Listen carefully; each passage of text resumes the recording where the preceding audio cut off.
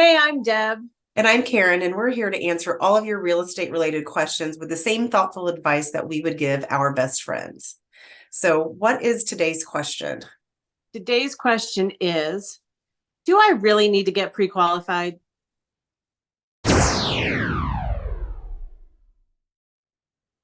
Yes. End of video. Yes, That's exactly. all. That's all I want to say about that. But we'll try and answer with a little bit more detail. I'm going to kind of let Karen take over from here. Yeah, I mean, not just from the lender perspective, but yes, getting pre-approved or pre-qualified is going to benefit you as a buyer.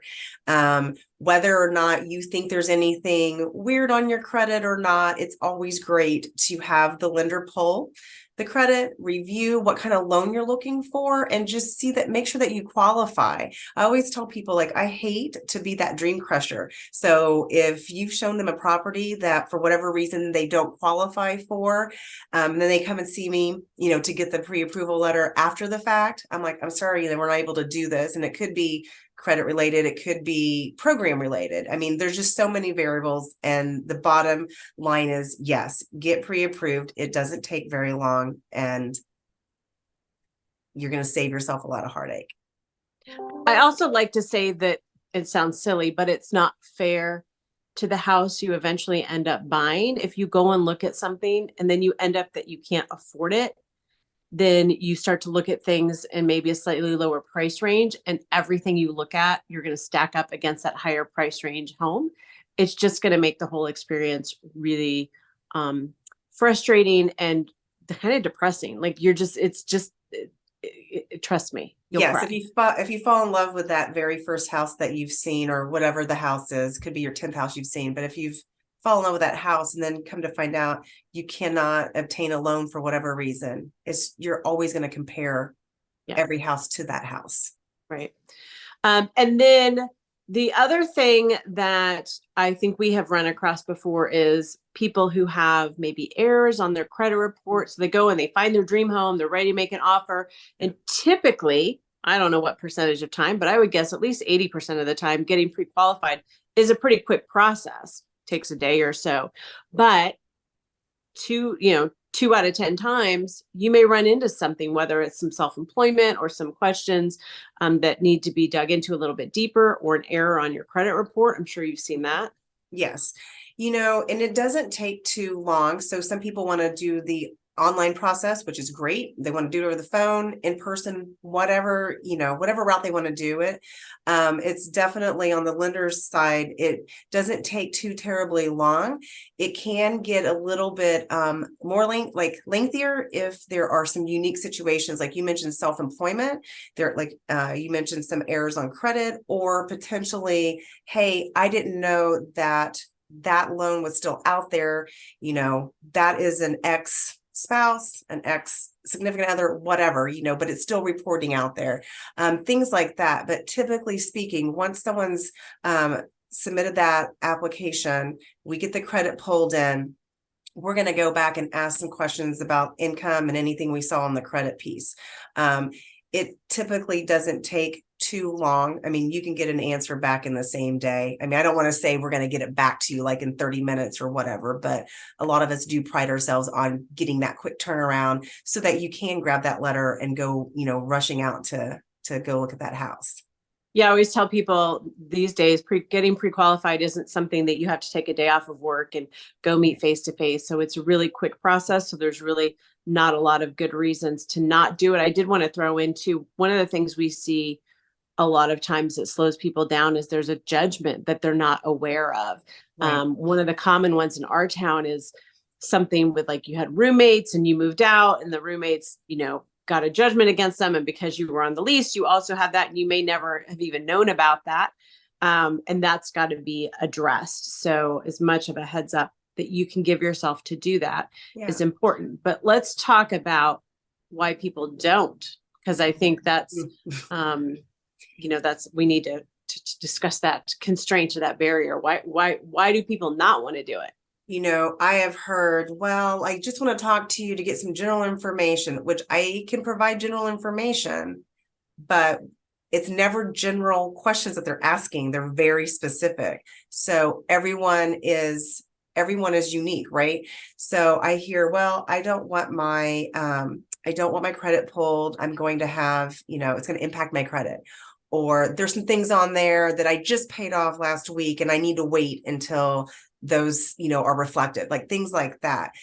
But I'm always of that proactive response. I don't want to be reactive when it comes to having to try to push together and piece together an approval for somebody. Like, the more time we have on our side to look at everything and say, okay, here's what we can do to improve your credit. Here's what we could do if we had another month or so. So I don't know. I hear all kinds of things, and my honest reaction is, rip the Band-Aid, let's get it pulled, let's see what's going on right now, and we'll get it figured out. And once they pull your credit, that is good for 120 days in Ruoff world, right? So you get pre-qualified, that's good for 120 days. The credit report is good for 120 days. So and that's with, I'm just making sure, like, that is with conventional finance. That's with all the financing. It is everything else that may expire sooner than that. So pay stubs and things like that. But as far as credit, we're only going to pull that credit at the time of pre-approval. We will pull that a soft credit right before closing, just to ensure that there's no additional, new loans or new debts that someone's taken out. But and a lot of times your credit is fine when we pull it. And the impact of my credit pull, you're not going to see that impacting your scores until the next month. So, I think people, if you know that something could be out there potentially scarring on your report, it is kind of tough. Like, I don't, they don't want to jinx it, but I'm here to say it's better to find it out now. And we've got time to work through anything that we find out. Absolutely.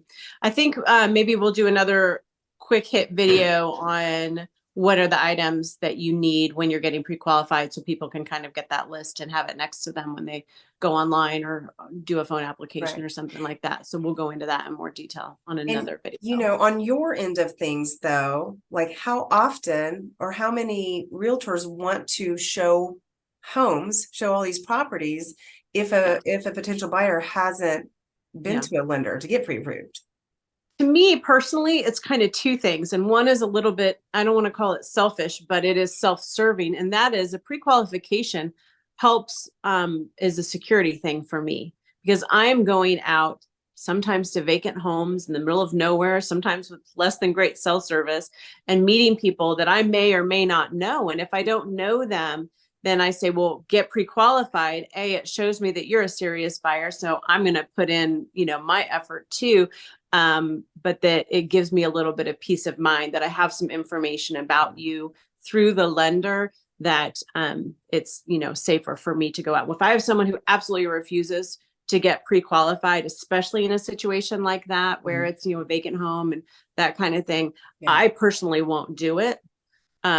It's just not a safe decision for me and my family. But beyond me, because it's about more than me, most sellers won't look at your offer without a pre-qualification letter. They just won't. It just is not going to get any attention at all. And so you just need to do it. And especially if let's say you were to show the house anyway, and then the buyer says, I love this, I want to write an offer.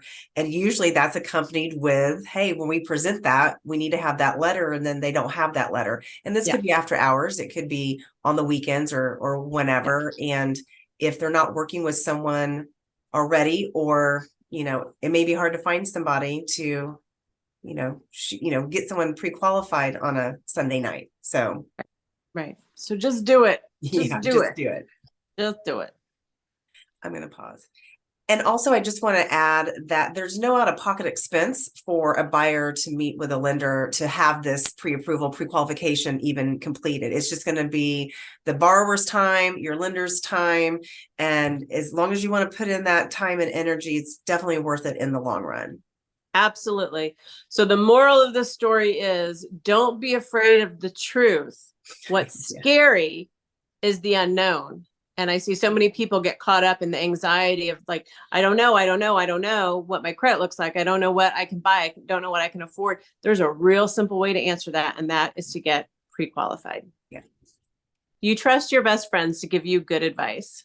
So consider us your best friends in real estate. Don't forget to like and subscribe. And thanks for watching. See you guys next time.